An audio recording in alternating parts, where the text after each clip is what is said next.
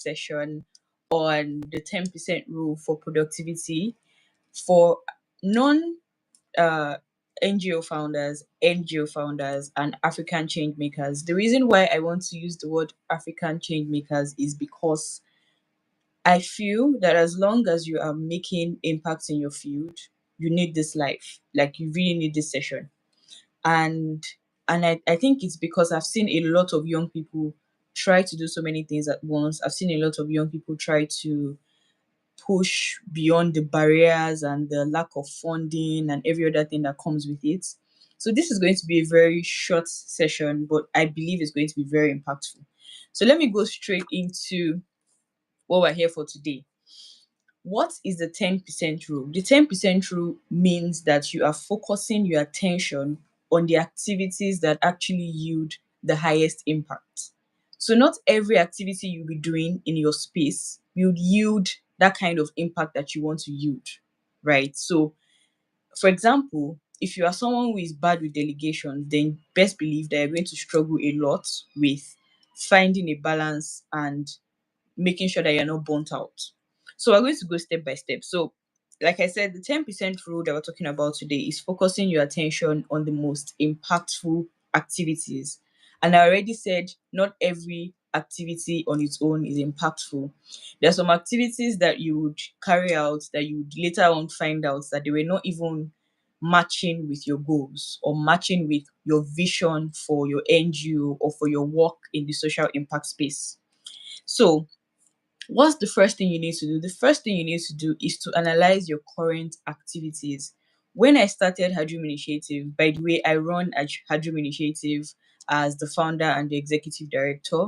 And Hadrum Initiative has started since 2021, registered in 2022. We've been carrying out so many projects across the globe and across the continent of Africa. So this means that a lot of behind the scenes work had been done, right? So the first thing I had to do was to analyze our current activities after 2022. And I thought to myself, we can't continue like this. I mean, the vision was not matching with the activities, and it just seemed like we were doing activities for the fun of it. And this is one of the many mistakes that social impact people make. Oh my God. You don't have to keep doing outreaches and doing activities just because you see everyone doing it. And I think for my space, which is the empowerment of women and girls, the most common thing you probably see is outreaches. And one of the most criticized activity is the when it comes to addressing period poverty, distribution of sanitary pads. And why this is actually criticized is because it's one of the least sustainable activities you can ever carry out. Yeah, trust me, it's okay if you made this mistake. I made it too. Why it is not sustainable? Number one, you do not have the funding yet or the capacity yet, and I'm speaking to people who are just starting out. You don't have the funding yet or capacity yet to create a sustainable channel to address period poverty. When I mean sustainable channel, I mean it's not just sharing one pad to one girl. That is going to last her for an average of 5 days. And that is if like she's even being unhygienic, because I'm sure one pad, like always, is supposed to go through so fast that you won't even know when you finish using it. So this is just one of the many examples. Another thing that is unsustainable with um practice of activities and outreaches is not taking in any materials for the people you are going to meet. So is one mistake I can say boldly I've never made it. All the outreaches we've gone for, we always carry something to show that people remember her dream initiative and the activity we came to do in that place, in that school, in that institution, whatever. So you need to analyze your current activities. What are the things you are doing that you know you might not be able to sustain this for long? I don't think I can do this for a very long time, right? So that's the first thing we're going to talk about. The second thing is, what are your goals? What are your goals? What are your goals for your organization or for your social impact work? You need to have clear cut goals. And I'm not just talking about, for example, the blanket statement of empowering women and girls. There are so many ways women and girls can be empowered, for example. So that is not a goal, that's probably a vision or a mission, right? depending on how you want to look at it. But the goals are clear cut. So number of people. It must have a timeline. It must be measurable. There must be a way you can look back and say, did I get this done or did I not get it done? So there must be a way of measuring how far you've gone. That's how you set goals. And I always tell people when I'm in consultation with them, because I run consultations, especially with organizations that have to do with gender justice. I can help you start up and tell you the major things that you need to know, especially when it comes to advocacy and policy approach, etc. So one thing that you will see is that with goals, you have to first of all understand the problem you're trying to solve. Yes, this would mean that you are doing a deep dive into the real issues. And see, this thing is, I feel the more you even do the deep dive, the more you actually think about it that maybe the goal or maybe the mission or the vision is too broad. And that happens, right? Some people think of, let me just start and let me just do something. But along the way, make sure that you are taking audits of the goals and making sure that it is aligning with what you want to see in your organization. So if for example your organization is targeting climate action, you should be able to specify the targets under the UN SDGs, under the Agenda 2030. You must be able to specify what exactly you want to achieve in climate action. The same thing goes for gender equality, it goes for health and well-being, it goes for water, it goes for partnerships for justice, and a lot more SDGs. You must be able to trace, each target and what exactly you want to do in that space. So the third thing, another 10% rule, it is this one might sound very, very strange, especially if you're used to doing everything on your own. So for example, if you started an organization with a sole vision, only you thought about it, it's fine, right? For example, when I started Her Dream Initiative, I was having this burning passion, like, oh my God, I want to do something about sexual violence, gender based violence. I want to do something. I want to contribute. I want to, make sure that my voice is being amplified and the voices of many other women and girls. But I had to have a team before starting because I know the importance and the power of delegation.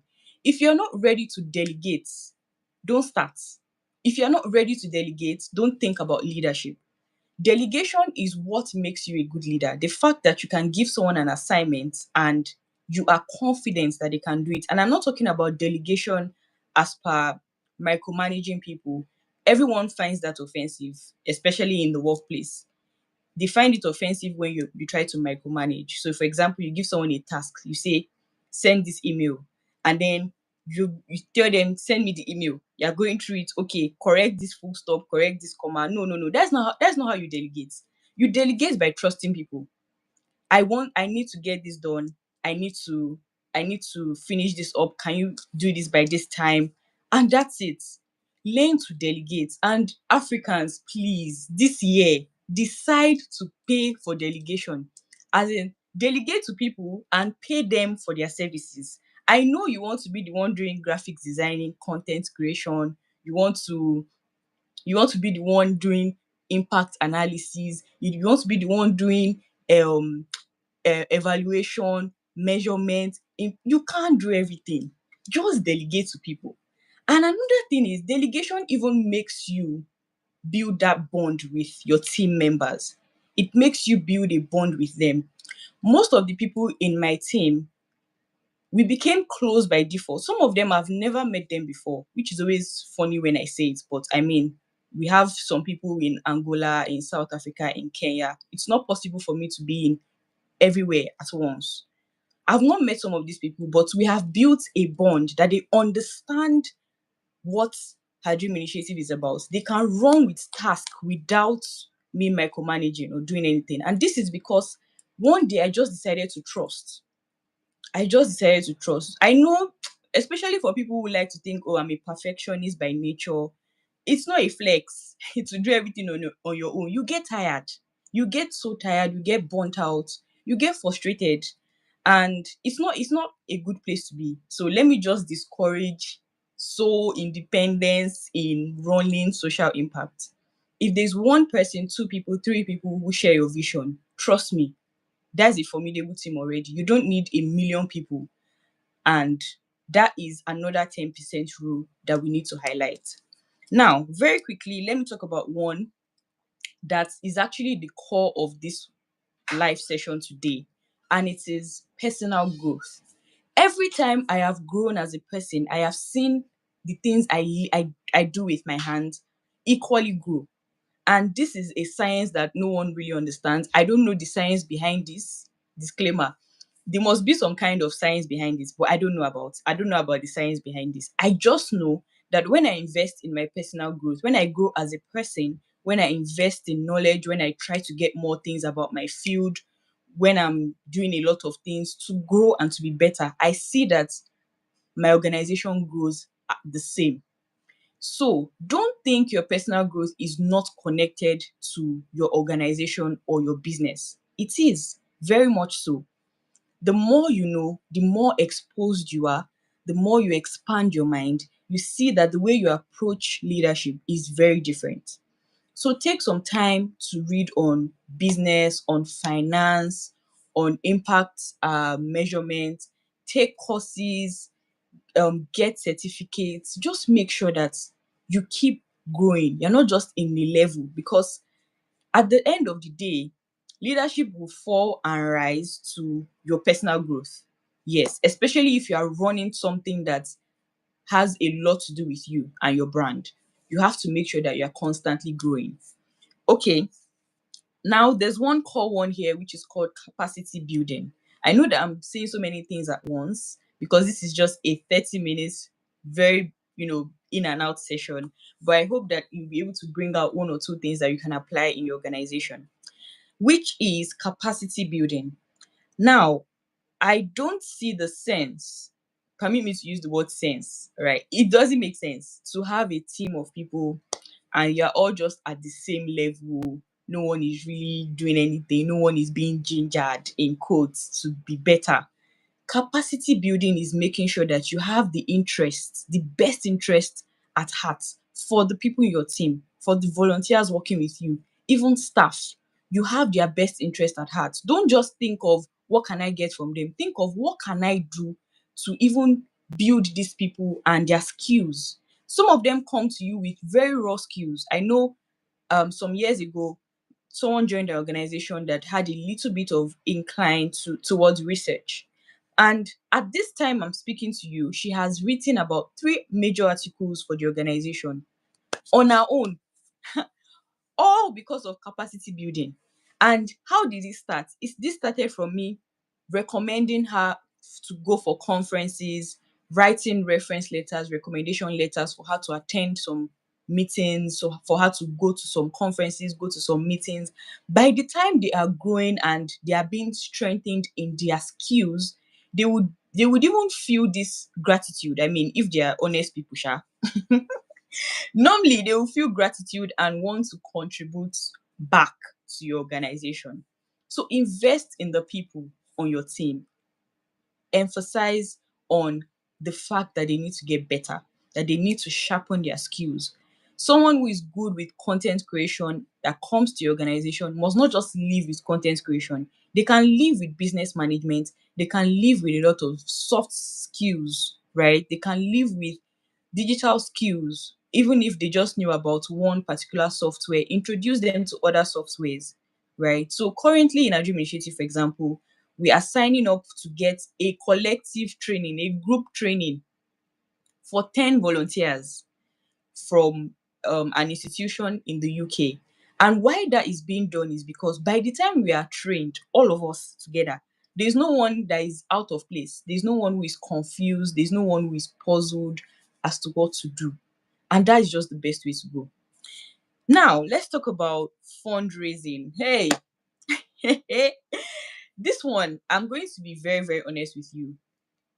If you do not dedicate at least 10%, and I'm saying 10% because that is the 10% rule. The 10% rule for fundraising means that you have the basic knowledge for grant writing and proposal writing. There is no NGO founder that does not need this skill. Zero. There is no business owner that does not need this skill. You need to know how to pitch your organization, your business in 1 minute, in 2 minutes, in 5 minutes, in 10 minutes. You must know how to talk about your organization so much that it becomes a part of you and you are always ready to deliver. Because sometimes it's not it's, I know there's the traditional grant writing and proposal writing, but there's also pitching, which is very much informal. I have met some people in some spaces. We just talked for like 2 minutes, and before you know it, they wanted to partner with our organization. I've had conversations with people that I met at one event or the other, and I just told them about the work we do. And I saw that they became so interested, they wanted to be a part of the organization. So you must know how to like speak about your organization in a way that they love it the way you do. Maybe not up to how you love it, Sha, but at least there should be a level of, okay, I understand where this person is coming from with her vision, and I think I love the idea, right? So fundraising, basic fundraising skills. How do you start with building this skill if you have zero? Let me tell you the most. This is the basic one. Start by applying. Apply for opportunities that pertains to you. I have a draft document on all of my devices that is actually called the University of Warwick. So why it's called University of Warwick is because some years ago I wanted to apply to that university, and that just happened to be the name of the file, and somehow it just stuck. So University of Warwick is a major document I have on my device that details all the applications I've ever made. I mean, if you ask me a question and I see that I've not answered it before, I go to that document and I copy the answers that I wrote down and I paste it in my University of Warwick document. So right now, currently, I have that document is over 30 pages because I keep adding to it. So imagine me facing an application now. I've not seen any application yet, because so far recently, every time I have an application, I just go to my University of Warwick document, make minor adjustments because things keep changing with your numbers, with your impact, with achievements. So you have to keep like editing and all that. But I always go there to get like the basic answers that I need for the application and then submit. The same thing should apply for your organization. You should have everything in one place. What are the projects that you want to get funding from? So, for example, we have basic projects that we have within the year. I have them written down. I have projects for the intersection with climate change, intersection with education, intersection with the distribution of the sexual violence survival guide that we have published, 2 years ago. We have those. We have, eh, let's say, let me use the word custom made applications already. So when we see like a call for application, we just make a little bit of adjustment and submit. It's that easy. So that's like the basic way to start. Start applying for opportunities. Start writing what your organization is about. Build a portfolio. Have your vision statement, your mission statement, then the project you want to get funding from. Detail it. The basic questions that they'll ask you in an application for funding is, for example, why should we give you this fund compared to many other organizations? They would ask you, why is this important to you? They would ask you for, what's it called, like an outline of your achievements so far in your organization. They would ask you what your mission statement is and what is for. Right? So there's one if I can say it now, let me just say it. There's one I always have in the first line of my mission statement, and it says her dream initiative, right? I talk about the basic definition and I say, as the word dream implies, it implies that we are ready to instill the next generation and encourage them to achieve their dreams. So they are girls and women who do not have the opportunity to dream. So dream is like a luxury to them. People grow up saying, "Oh, I want to be a doctor, I want to be a nurse, blah blah blah." But certain situations can happen that would even make you so blind that you don't have the strength or the encouragement to even dream anymore. For example, a girl who is being made a child bride at the age of 7, what kind of dream do you want her to have at that age? Or someone who had a whole life ahead of her and then became a survivor of sexual violence. How did they move on after that to actually start dreaming again? So dream shows the vibrance, it shows the freedom that women and girls should have. And I explain this very well in our mission statement anytime I have an application to submit. Okay, so um the final thing here is that your top priority should have the most impact. Your top priority should have the most impact. This means that anything you are prioritizing in your 10% rule must have the most impact. It must have the ability to shake the world. And I would say this from experience that this most of the time comes from your ideas. This your mind. See, oh my god, I believe that one of the greatest gifts we would ever have is this mind, like this brain. Sometimes I'm just randomly writing ideas and I just scream and I'm like, thank you, Jesus. Thank you for this brain that I have that is able to just process things, that is able to make submissions, that is able to develop ideas and create. And it's amazing how you can engage your mind. My God, if you cultivate your mind, invest in your mind, you'll be surprised by the results that your mind can give you. So be ready to document ideas at random times. Sometimes I'm just on my feet or I just see a post and I'm triggered and I'm like, you know what? This should be something we should address. There should be a way to put this on paper. I get into project designing, I speak to my team, and boom, it's brought to life. So this is like on the final note. This is one of the things I would always tell people to do. And it is that you can't go wrong with constantly creating ideas. Your top priority must be keeping your mind fresh. That's the 10% rule. Always keep your mind so fresh that you always have ideas in your bank. Never get empty for ideas. And what are the resources I use? Number one, I am signed up to my Google Alerts and I make Google to send me emails every day on certain issues that I feel is related to my field and what I want to address, right? So I receive Google alerts every day telling me about events, telling me about trending topics or matters arising. So nothing really in my space catches me by surprise. So if you are in your space, if or the sector, whether it's technology, business, whatever, tech, science, there should be nothing really that the world knows about that should be catching you by surprise.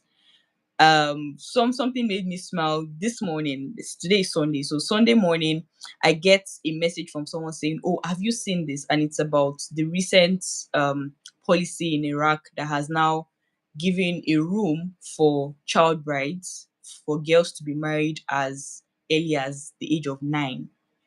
But what struck me was not a bit, not in the light to be arrogant, but I was just surprised that wow, so this, like, people actually think I receive messages like this late or events. I am always up to date with gender justice issues. I am always, in fact, if not one of the first people to know about what is going on. And it is because of how I have engineered my Google Alert. So you can definitely adjust that in your Gmail and make sure that you get emails every day on matters arising in your sector.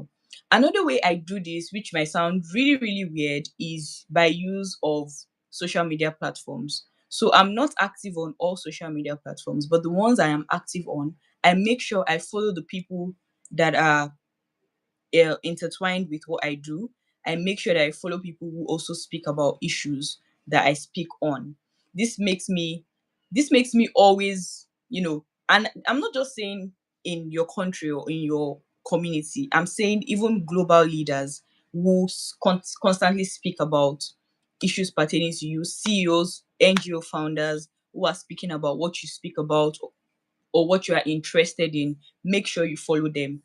And another way I do this is through LinkedIn. I would always be the LinkedIn champion, ambassador, whatever word you want to use for it, because I know how LinkedIn has helped me. there's an event I'll be attending by March, in the what's it called, the UN headquarters in New York, and it was based on a LinkedIn post. But people don't know how to use LinkedIn. You can find an opportunity by using an hashtag. So let me even tell you how I found this opportunity. I used the hashtag for the event that I wanted to go for, and then I saw an opportunity to attend. It was, and the funny thing is, I saw that the post had maybe like 6 likes, so it wasn't even, people were not seeing it. I tried to send it to people in my circle who were interested, but sometimes I'm just amazed at how opportunities are on LinkedIn every single day, and it looks like no one is paying attention.